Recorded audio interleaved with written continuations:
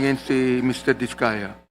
Mr. Bright, naniniwala ka ba na merong existing syndicate within DPWH where ang mga USEC, ang mga DE, ang mga RD involved, and they are complicit in the practice of ghost projects and repetition of title of projects every NEP, so that millions of government funds will be dispersed. Naniniwala ka ba na mayroong existing syndicate sa loob ng DPWH? Your Mr. Honor, Bryce. in my own opinion, base lang po to dun sa nakikita ko, yes po, Your Honor. Meron po. Kasama ka ba doon? Ako po, kagaya po ng sinabi ko, hindi po ako kumikilos ng hindi alam ng boss ko. Kumbaga lahat po So, ito utos sa sino akin ng ang boss boss ko. mo? Si Boss Henry Alcantara po. Sabihin, kasama si Henry Alcantara sa sindikato ng DPWH. Sa pagkakaalam ko po, opo. Okay, meron ba mga ilang pangalan na pwede mong sabihin sa amin kung sino-sino ang involved yan? Mula USEC, ha? Ang madalas ko po kasing naririnig sa kanya is si Yusek Robert Bernardo po. Diba? Wala po. Yun po ay ang sinasabi niya about sa mga senatorial funds. So, ibig sabihin, lahat ng kanyang sinabi kanina ay kasinungalingan. Yes, Your Honor. Okay. Oh. Now, okay na ba yung picture natin na sinabi ni Mr. Bryce? Mr. Chair, if may I? Engineer Bryce, yes. The picture of the conversation of D. Alcantara and Senator Joel Villanueva, their disappearing messages was taken picture by one of my colleagues. So if I may, can we ask him to explain? Ano yun, Mr. Bryce, Mr. Chair? The picture was taken by someone else, Congressman Abante. Kaya unang-una, sino nagbigay ng mga, sa picture na yan, napapakita mo, sino ang involved dyan? Ikaw ba? O si Mr. Alcantara? Si Mr. Alcantara po, kasi po disappearing messages siya, kaya medyo kailangan mabilis po ang pagbasa. So, pinicturean na lang po para mabasa niya. Are we going to allow, Mr. Chair, the request of Mr. Bryce? Is your colleague with you here today? I think so, Mr. Chair. Can you state for the record the name of this person? Engineer JP Mendoza, Your Honor. Engineer JP Mendoza is directed to Did you take speak an oath, before the Mr. Chair? committee. Mr. Chair, Mag-oath muna siya. Mr. Chair, just a clarification. Is Engineer JP Mendoza the one to explain the context of the pictures? Yes. He was the one who made, who took a picture of the disappearing message. Yes, and he can accurately explain it, Your Honor. Yes. We should also, We will should also administer the oath to require- him before Yeah. proceeding. Is Engineer Mendoza here? Please proceed to the table. COMSEC is directed to administer the oath to Mr. Mendoza.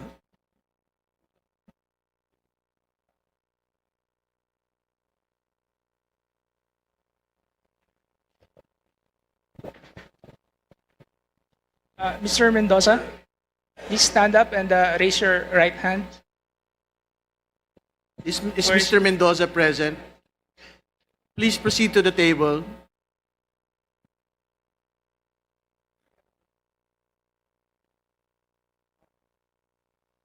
So that COMSEC may administer the oath.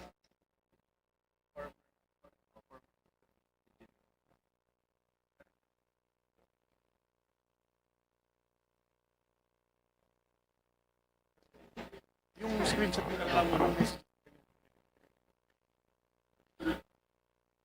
Yes, Mr. Mendoza is here. Please, COMSEC, please administer the oath. Please raise your right hand. Do you solemnly affirm to tell the truth, the whole truth, and nothing but the truth before this committee? Your Honor. Okay na yung picture. Okay na yata. Kita natin. You have to ask him.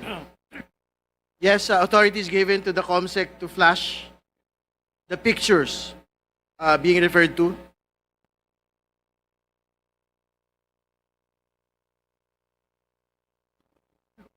Who will provide the context of the picture? Is it going to be Engineer Hernandez or Engineer Mendoza?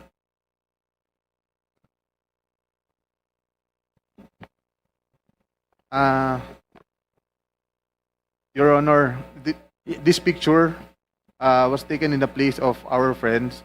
So, there are, meron pong kasunod na picture yan na makikita nyo po na puro pera lang ang laman. No, maybe you can identify the people in the picture first so that we can have more context. Who are the personalities involved, and are these personalities named by anyone in the course of the inquiry already?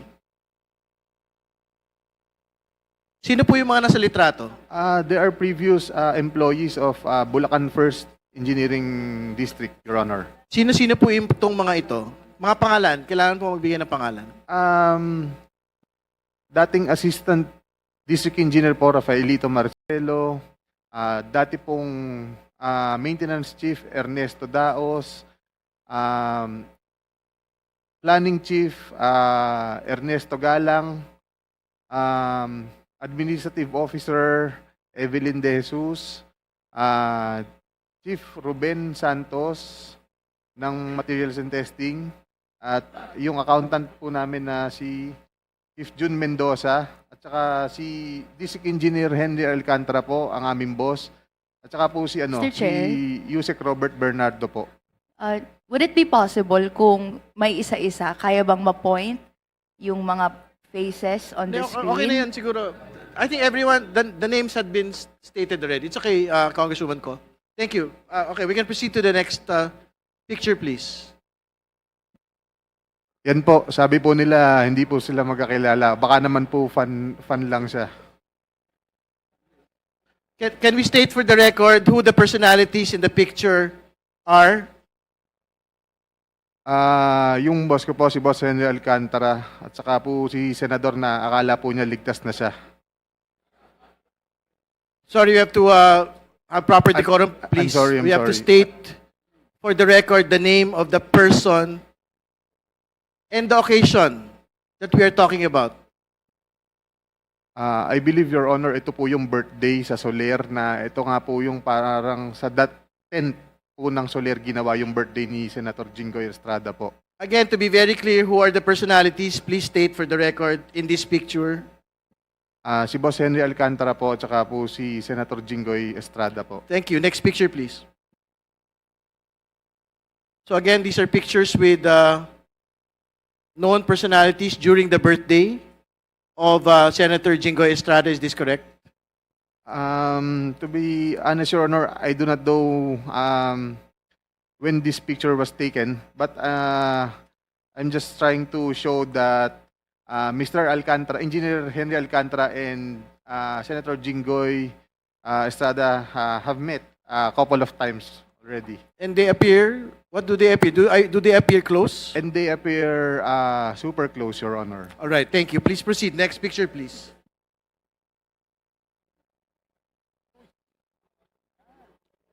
So what is the context of this picture for the benefit of people that are looking? Can you describe who had taken this picture and kindly explain the context, please? Kung maalala ko po, ako po ang nagpicture nito. Kasi dyan lang po ako nakakita ng ganyan karaming pera. First time ko po yan. Kaya pinicturean ko, natuwa po ako. And po, that's for inaayos po ni boss yan. Mr. For- Chair, sino yung taong yun na naka-blue? Can you state for the record, sino po yung napicturean na nakatayo sa harap po ng mga pera? Yung half body po, si Boss Henry Alcantara ko po yan.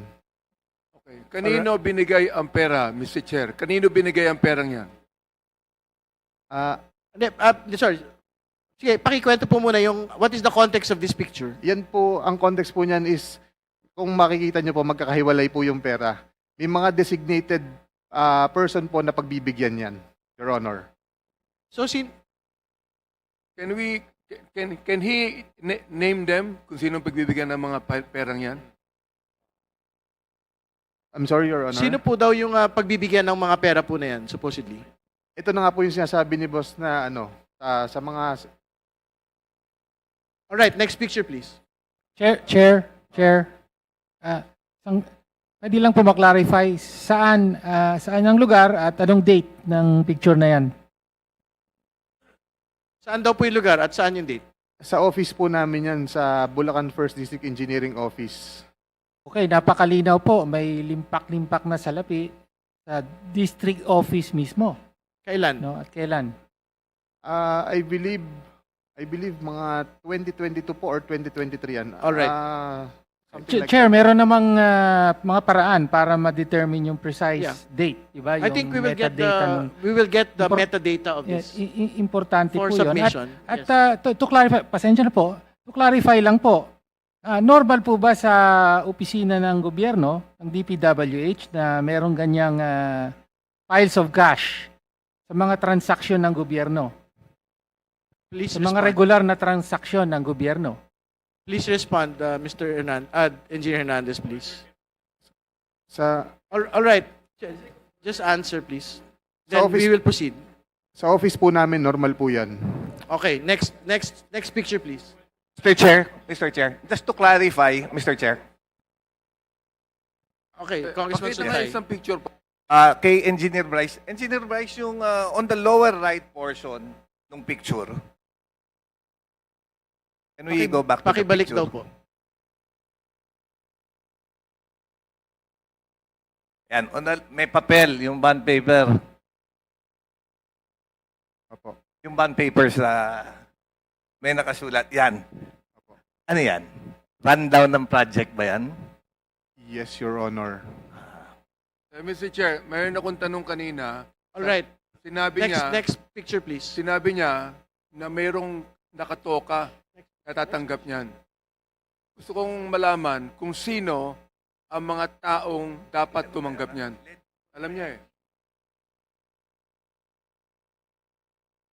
Your Honor, hindi ko po alam kung sino, basta kami po inuutusan lang po na ayusin yung mga pera. Itong amount na to para sa ganito, ihanda mo dyan, may pagbibigyan yan. Ganun lang po, sinesegregate po namin yung mga pera. Yun lang po. And the rest, kagaya nga po ng sabi ko, is ang Yan, politiko look po, at that. ang politiko or yung proponent po, si Boss Henry lang po ang kausap. Okay, Ano next yan? picture. Mr. Chair, para ba yan sa project? Next picture. Can we explain? Mr. Chair, Well, para Congressman ba yan sa Abante. project o sa tao? Bibigay ba yan sa tao o para sa project yan? Yes. Please respond. As far as my knowledge is concerned, ibibigay po yan sa tao. Yung nga pong tinatawag na proponent, nakausap niya. For that particular picture, alam po ba natin kung sino ang pagbibigyan? To be honest, Your Honor, hindi ko po matandaan na. Kasi Alright. that's way back a couple of years ago na. Okay, this is a next picture with another set of piles of cash. Ano po yung context nitong litrato pong ito? Ito po, kung ipinakita nyo yung nakita po na pinakaunang pictures na marami pong tao, this is the same exact place. So, ibig ko pong sabihin dito, sa tambayan po namin yan eh. So, yan po yung, dyan po pine-prepare yung mga pera na for delivery with regard sa mga proponent na kausap ni Boss Henry Alcantara. Ano po yung ibig sabihin ng tambayan? Is this within the building of Bulacan First or is it a different area? No, private resident po siya na nilagyan po ng bilyaran para we can hang out after office hours, ganun po. Within the vicinity of the of our office. Sino po yung rinenta ba yan o binili o merong may-ari niyan?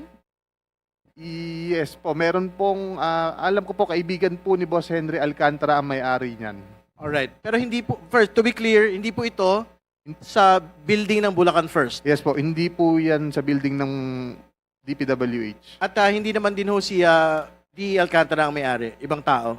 Hindi po, Chair. hindi po si Boss Henry. Alright. Mr. Chair, gusto Congressman kong Benedict. tanungin si Engineer Alcantara tungkol sa mga bagay na yan, kung ina-accept niya o dinideny niya. Sapagkat kanina, kay marami na siyang sinabing kasinungalingan eh. Engineer Sige, Alcantara, patapusin mo na daw yung mga litrato, tapusin mo Congressman na. Benny. Meron pa ba? Meron pa? Please, kumpletuhin daw muna natin yung mga litrato. Next slide. All right. There is a text. Your Honor, I think this is a Viber message. yes, that's disappearing message, Your Honor.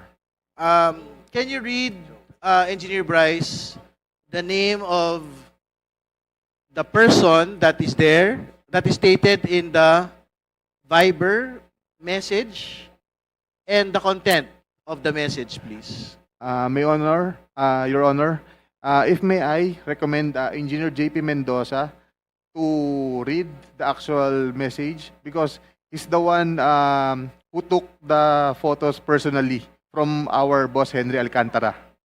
All right. Sige po, pakibasa na lang po. This is the final slide. Good afternoon, Your Honor. Before I proceed, kagaya rin po sana ng request ni Engineer Bryce kanina, dahil medyo maselan po itong conversation na to, baka pwedeng mag-request din po sana ako ng security kung sakali. Yes po.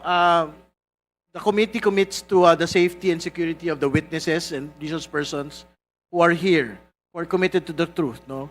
So the same will be granted to Engineer Mendoza. You may proceed. Thank you, sir. Sir, yung picture po na yan ay nung October 2023 na kung saan nagre-request po si Senator Joel ng yung mga binasa po ni Engineer Bryce ng flood control kanina na nakasaad doon sa context. 4 lang po yung napapicturan sa akin ng boss ko.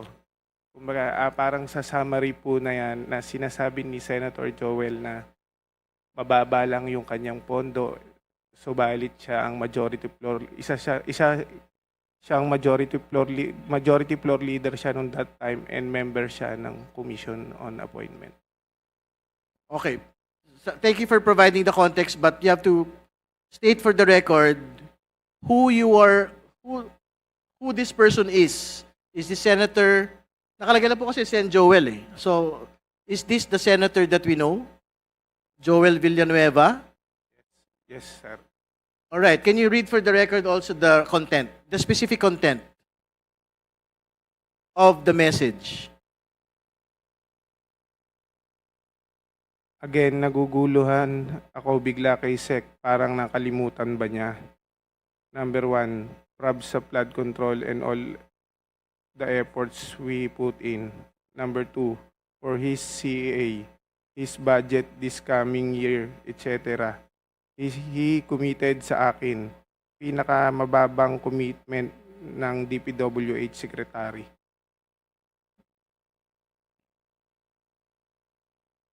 All right. Do we have another slide for us? Oh, ito mas malinaw po. Mr. Chair, clarification lang. Kanino sinend yung message and sino yung SEC?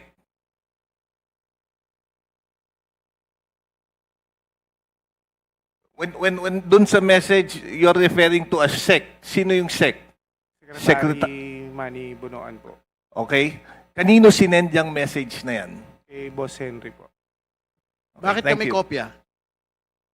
Dahil disappearing message po yan, hindi po niya pwedeng screenshot. Pinapicturean po niya para mabasa po. Okay. Kanino pinapicturan? Sa akin po. All right. Thank you. So, phone to basically ni District Engineer Alcantara. All right. Next slide. Do we have other slides? Can we go back again? Go back to the pangalawang ano yan, di ba? Can we read for the record? Excuse me po. Mano. Can we ayan, second slide. Next slide. Yan. Can we read for the record what is in the second message? Para lang po malinaw. Again, this is a conversation supposedly between Senator Joel Villanueva and District Engineer Henry Alcantara, which is supposedly a disappearing message, no? Tapos pinapicturean kay Engineer JP Mendoza. Sige po. Can you read it for the record, please? For his CA, his budget this coming year, etc. He committed sa akin, pinakamababang commitment ng DPWH Secretary. Ngayon parang lumalabas same na ang 1 and 2. Pag-usapan namin, boss, bukas, boss. So, can relate to SEC po. Okay. All right. Thank you. Next slide. This is another slide which is the same context. All right. Sige po. Just read it for the record. This is another slide. Conversation between Senator Joel and District Engineer Henry Alcantara, taken by Engineer JP Mendoza. Sige po.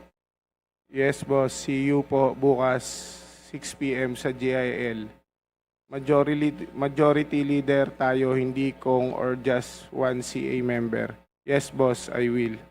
All right. That is clear. Next slide, please. May atraso DPWH sa Sorry, akin. I have to provide the context. Again, this is another screenshot. This is the fourth picture. Conversation between Senator Joel Villanueva and District Engineer Henry Alcantara. Picture taken by Engineer JP Mendoza. Please proceed with reading the contents. May atraso DPWH sa akin. So if he treats me na isa lang issue, he's not respecting me.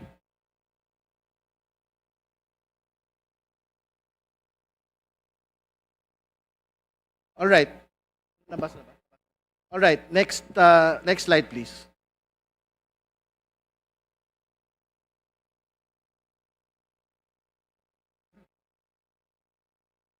Who is this person who... That's from my phone, Your Honor. This is maybe nagkabaliktad po. Yung susunod po ang una. Ito po. This was way back 2022. The time when Beng Ramos was introduced to me by my boss, D. Alcantara. And sinabi niya dito na may project na binigay si Boss Henry Alcantara sa kanya. So, from WJ Construction, yung ano po, yung tao. And related sa kanya si Miss Beng Ramos, which is staff of Senator Jinggoy. Dito po is conversation. Excuse me, before proceeding, can we state for the record again who is Beng Ramos? Staff of Senator Jinggoy Estrada po. Staff of Senator Beng Ramos is a staff of Senator Jinggoy Estrada. Yes po, Your Honor. All right, please proceed. This was the time na meron pong project na binigay si Boss Henry Alcantara kay Miss Beng Ramos through Miss Mina of WJ Construction. So, yun po yung ginamit na license or contractor. At nandyan po yung pag-uusap kung kailan po magde-deliver ng obligasyon dahil kailangan po ni Boss Henry. All right. Sige po. Okay. Hindi, okay na. All right. Sige po. We will give District Engineer Henry Alcantara, before proceeding to a different topic na po, we will give you the right to reply. Yung pong huling picture, wala naman pong binabanggit na ako po yan eh. Siya po ang kausap. Yung una po, yung kay Senator Joel, ang tanda ko po dyan, nagre-request po siya ng mga multipurpose building, yung secretary at that time. Tapos po, nung nandun po kami sa hearing sa Senate,